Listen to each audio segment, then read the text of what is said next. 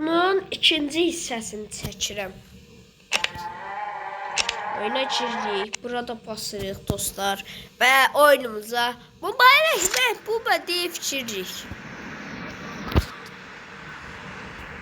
Oyunda dostlar en yaxşı yerdə başlayırıq. Bıçaq. Bıçaq lazım değil mi? Bıçaq deyirəm, bıçaq.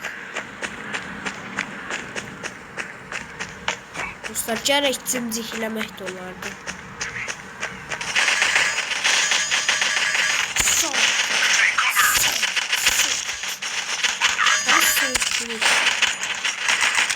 Ayda yeni öldüm.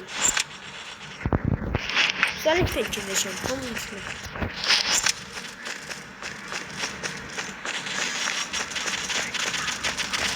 Ermeniler ay dostlar 3 tane 4 tane öldürdü biz 2 tane.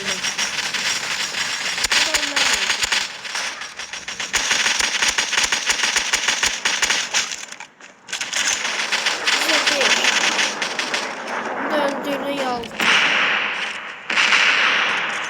Ay dostlar. Hadi bomba.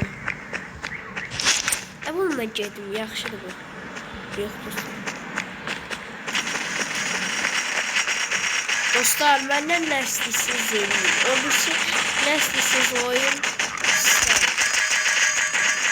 O birisi birinci sezonda mən sizə göstərdim də nə qədər. Ne kadar göstərdim də. Dostlar ayda dostlar. O deyirəm. Ay dostlar bundan çıkıyorlar. Tüt. Oy da Ermeniler o 2 tane biz al 7 tane.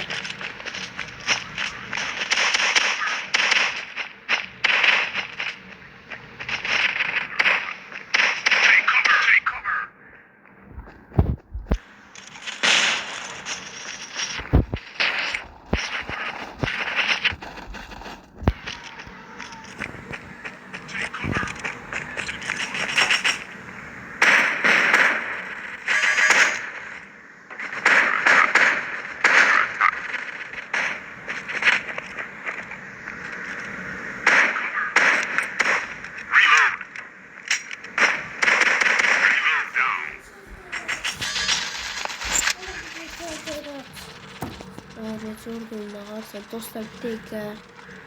Kardeşim Rezordayı ölüyor. Ne tarafta koş. Ne tarafta çizim. Özüne kana. Aha bende var da Rezordayı.